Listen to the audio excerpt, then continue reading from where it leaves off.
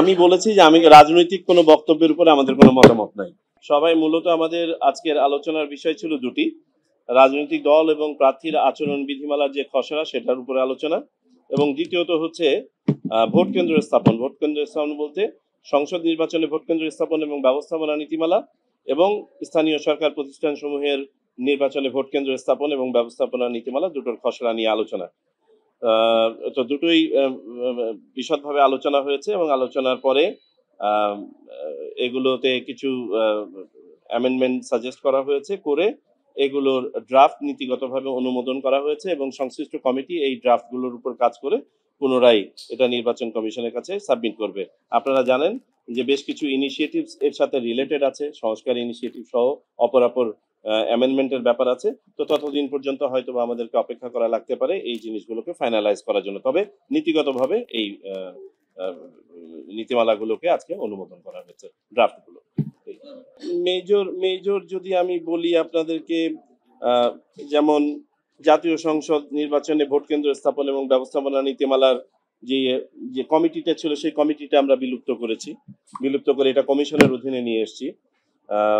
দ্বিতীয়ত হচ্ছে পূর্বের ন্যায় যে ইভিএম রিলেটেড যে ইস্যুগুলো ছিল, ইভিএমটাকে পুরোপুরি আমরা বাতিল করে দিয়েছি। এই ধরনের রাজনৈতিক কর্মকাণ্ড নিয়ে আমরা কোনো মতামত দিতে চাই না।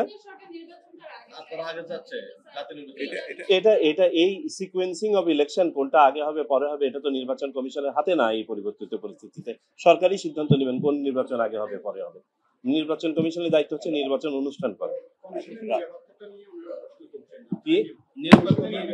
আমরা কোনো রাজনৈতিক বক্তব্যের আমি কোনো মন্তব্য করতে চাই না। আমরা কমিশন সম্পূর্ণ নিরপেক্ষভাবে দায়িত্ব পালন করছে এবং করে যাবে। এইগুলো এখন আর আচ্ছা, একটা জিনিস আপনাদেরকে বলি, দুটো বিষয় তো এখানে এসছে, আপনাদেরকে আগেও বলেছি আবারও বলি। আমরা কোন আইনের বলে কাজ করেছি?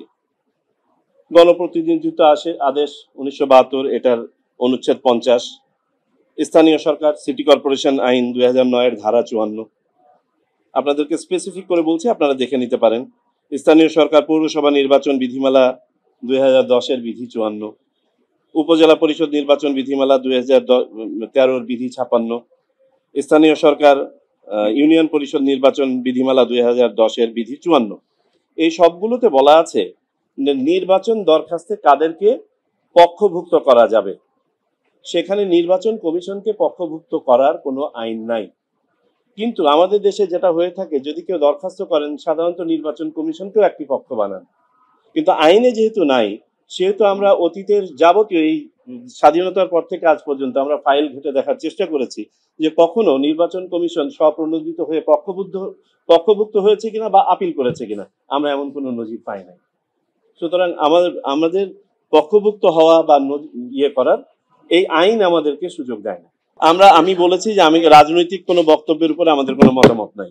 আমি বললাম যে আমাদের আমাদের এজেন্ডা ছিল দুটো, একটা হচ্ছে রাজনৈতিক দল এবং প্রার্থীর আচরণ বিধিমালার খসড়া, এটা নিয়ে আলোচনা, এবং সংসদ নির্বাচনে ভোট কেন্দ্র স্থাপন ব্যবস্থাপনা নীতিমালা এবং স্থানীয় সরকার প্রতিষ্ঠান সমূহের নির্বাচনে ভোট কেন্দ্র স্থাপন এবং ব্যবস্থাপনা নীতিমালার খসড়া নিয়ে আলোচনা। এই সকল খসড়াগুলো কিছু সংশোধনী সহ আজকে অনুমোদন করা হয়েছে। এগুলো এই অবস্থাতেই থাকবে, কারণ এটার সাথে আরো কিছু ইনিশিয়েটিভ জড়িত আছে, সংস্কার কমিশন, ঐক্যমত কমিশন ইত্যাদির বিষয়গুলো আছে, যাতে করে ওখান থেকে যদি আবার কোনো আইনি কোনো পরিবর্তন হয় তার সাথে এটা সামঞ্জস্য রেখে এই বিধিমালাগুলো যথাসময়ে প্রবর্তন।